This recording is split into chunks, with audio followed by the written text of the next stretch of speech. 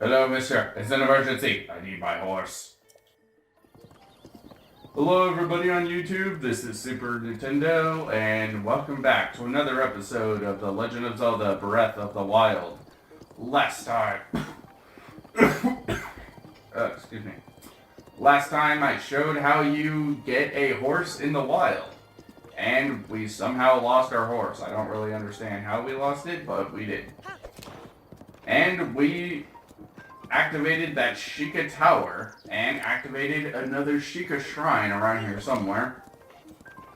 But, I decided to go back and get Epona, because we are going to need her, and... Wonderful, it's starting to rain already.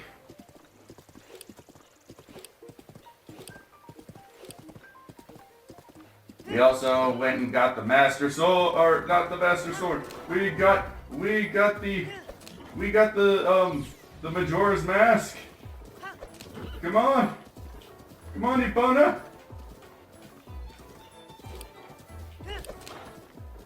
I need you. Oh, fuck. I cannot see where I'm going, not just because of the fact that it's raining in the game, but also because of the light glare on my freaking screen. You just had to go to the office today. Well, anyway.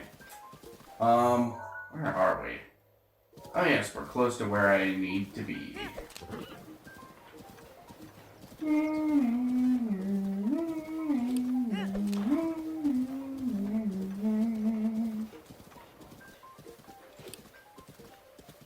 Alright.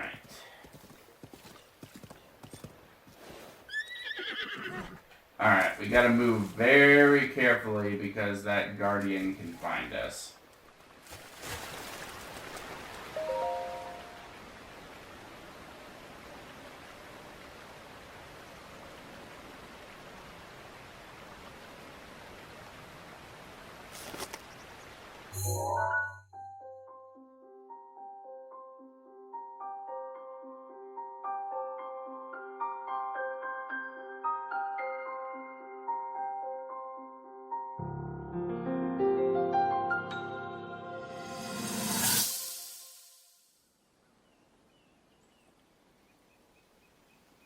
Hero of Hyrule, chosen by the sword that seals the darkness. You have shown unflinching bravery and skill in the face of darkness and adversity, and have proven yourself worthy of the blessings of the goddess Hylia. Whether skyward bound, adrift in time, or steeped in the glowing embers of twilight, the sacred blade is forever bound to the soul of the hero. We pray for your protection, and we hope that the two of you will grow stronger together as one.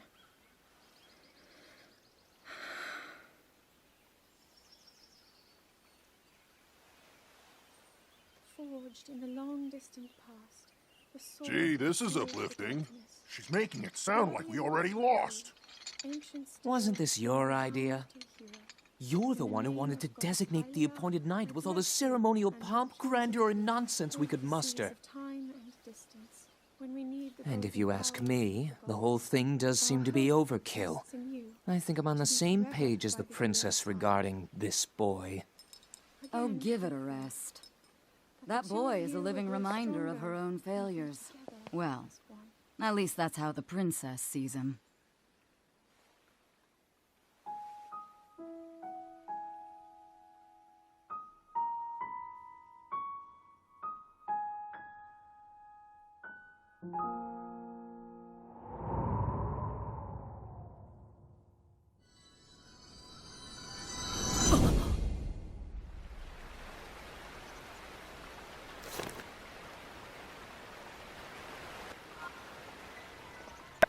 Okay, so...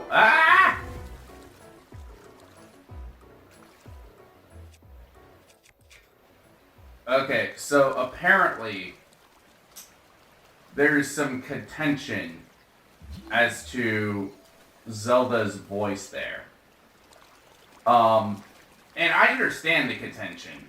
The there's a lot of talk whether or not Zelda's voice is actually any good. And I perfectly understand it, because I felt it myself too, my first couple dozen hours playing this.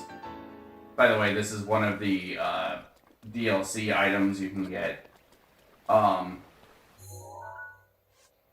Let's see. Oh, I know exactly where we can go for that. But, regarding the DLC missions, the voice of Zelda. The typical, we're gonna go by horse to the, back to Kakariko Village, at least. Epona, will you freaking move? Goddamn.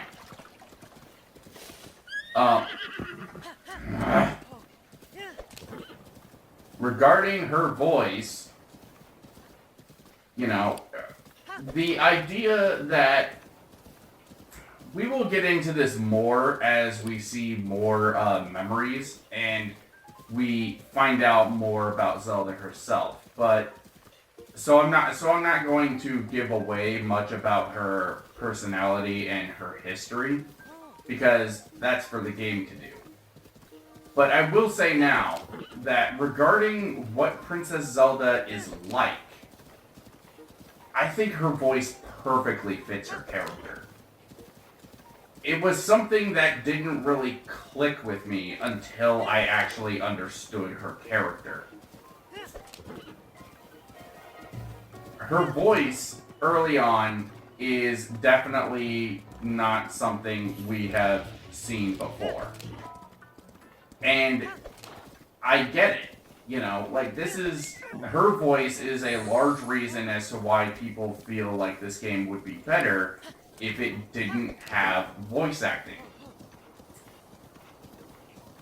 Her and one of the other characters there, but it's definitely something that I feel enhances the game rather than detracts from it.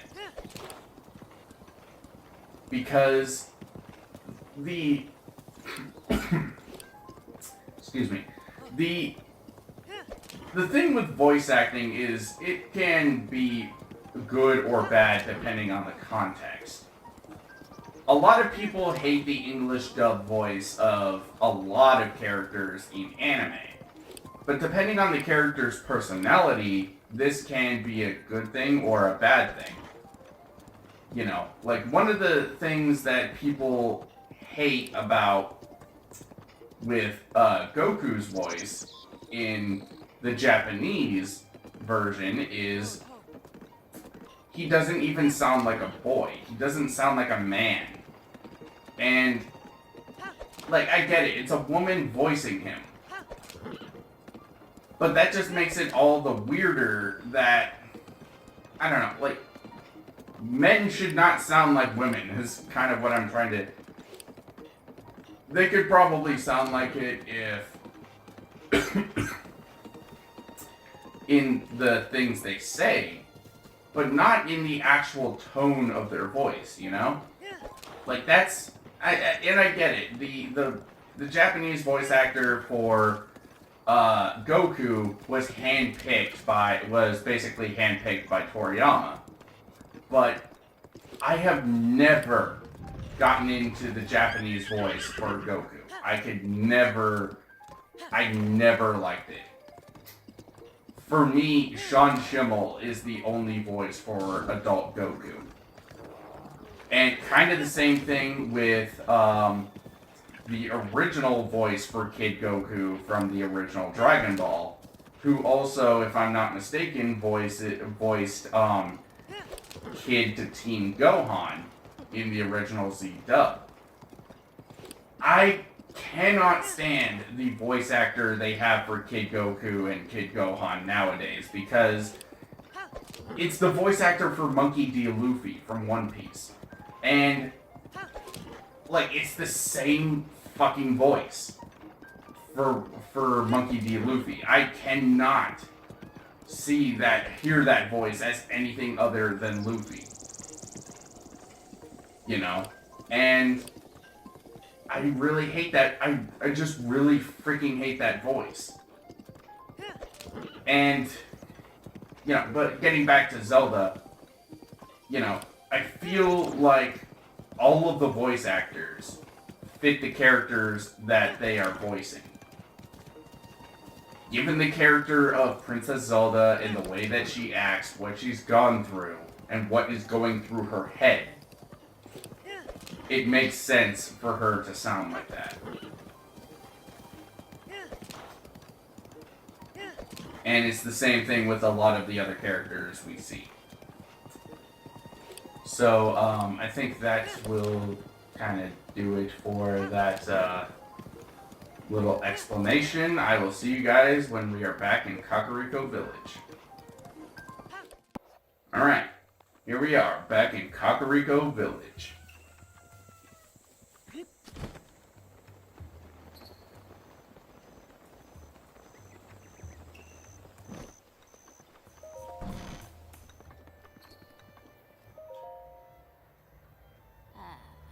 Now that you've seen some of the princess's memories, you must have started to remember certain things. Here, I will hand this over to you now, before I forget. The champion's tunic. In ancient Hyrule, this garment could only be worn by one who had earned the respect of the royal family. Equipping it will reveal an enemy's life gauge. This is something of yours that I have been keeping safe by the request of the princess. This clothing was specially made for you when you became a champion. Please handle it with care. So now, we have the champion's tunic.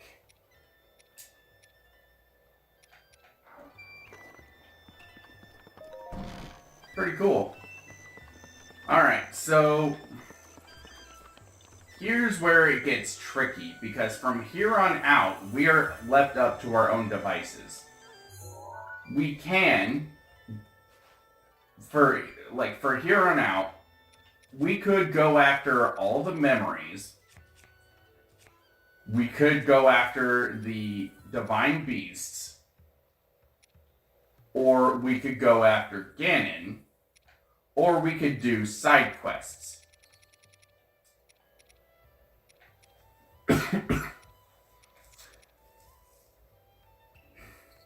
So this is a bit, a bit of a puzzler, because I'm not entirely sure what we should do. I think the best course of action would be if we went after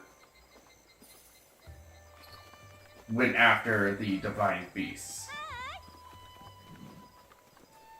And as for which of the four we will be going after first, I think it only makes sense if we go in, well, the intended order. So next time on The Legend of Zelda, Breath of the Wild, we are going to go in the direction of our first divine beast. See you guys then.